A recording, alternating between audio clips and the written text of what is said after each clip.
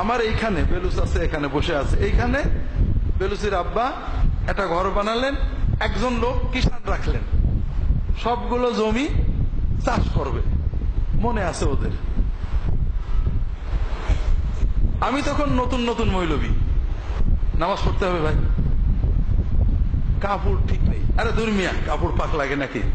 না থাকলে না পাক কাপড়ে হয়, নিয়ত তো জানি না। আরে মিয়া, নামাজের আবার নিয়ত লাগে নাকি? আমি জোহরের নামাজ পড়ছি, আল্লাহ চলবে। সূরা কেরাতে জানি না। আরে মিয়া, সূরা কেরাত থাকে না, সুবহানাল্লাহ বলি নামাজ হয়। টুপি যে নেই, আরে মিয়া টুপি লাগে নাকি? শেষে বেচারা নামাজ পড়লো, পরে আস্তে আস্তে নামাজি, পুরো নামাজি হয়ে গেল। এখান থেকে যখন গেলেন নামাজি হয়ে গেছেন, বেচারা বলতো যে জোকের মতো হুজুর হলে নামাজ না পড়ে উপায় নেই। কথা বুঝতে পারেন? আমরা নামাজকে কঠিন করে ফেলি। নামাজের দুটো দিক আছে, একটা হলো আল্লাহর সাথে বান্দার সম্পর্ক। এখানে সাধ্যের ভিতরে নবীর তরিকা, সাধ্যের বাইরে না। এটা হলো নামাজের আসল, সাধ্যের ভিতরে নবীর তরিকা। তার মানে আপনি যেটা পারেন করেননি, গুনাহ হবে। যেটা পারেননি করেননি, কোনো গুনাহ হবে না।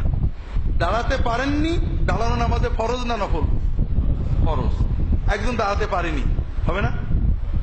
বসে শুয়ে হবে। তাহলে এটা যদি আমরা বুঝি, তাহলে বুঝতে হবে। অথচ আমরা টুপি, জামা, পাক কাপড়ের অজুহাতে অনেকে নামাজ পড়ে না, আমরা তাকে বুঝাতে পারি না। অনেকে সূরা কেরাত নিয়ত জানে না বলে নামাজ পড়ে না, এরকম লোক লক্ষ লক্ষ আছে।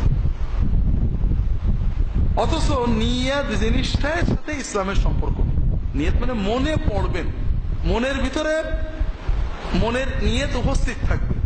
মুখে পড়া, এটা রাসূলুল্লাহ সাল্লাল্লাহু আলাইহি ওয়াসাল্লাম সাহাবীরা করেননি। উলামায়ে কেরাম পরবর্তী যুগে বলেছেন মুখে করলে দোষ, একটু করুক।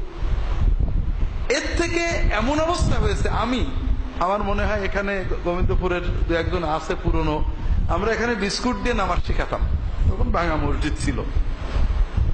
নামাজ কি শিখাতাম? প্রথমে সূরা ফাতিহা, এরপরে আত্তাহিয়াত, এইসব দিয়ে নামাজ পড়ে যখন এই রাস্তা দিয়ে যেত, আমাদের গ্রামের দু একজন মারা গেছেন রাহিমাহুমুল্লাহ, তারা জিজ্ঞেস করতো, কোনে গেছিলি রে?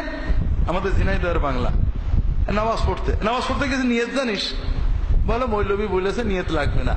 আরে নিয়ত ছাড়া যে নামাজ হয়, নামাজ শিখাই নিয়ত লিখেছে কেন? যুক্তি। শুধু নিয়ত না, সূরা ফাতিহাও জানে না। রাসূলুল্লাহ সাল্লাল্লাহু আলাইহি ওয়াসাল্লামের কাছে এসে মুসলমান হচ্ছে, তুমি সূরা ফাতিহা শিখবে, যতদিন না শিখবে সুবহানাল্লাহ, আলহামদুলিল্লাহ, লা ইলাহা ইল্লাল্লাহ, আল্লাহু আকবার দিয়ে নামাজ পড়বে। এটা রাসূলুল্লাহ শিখেছেন।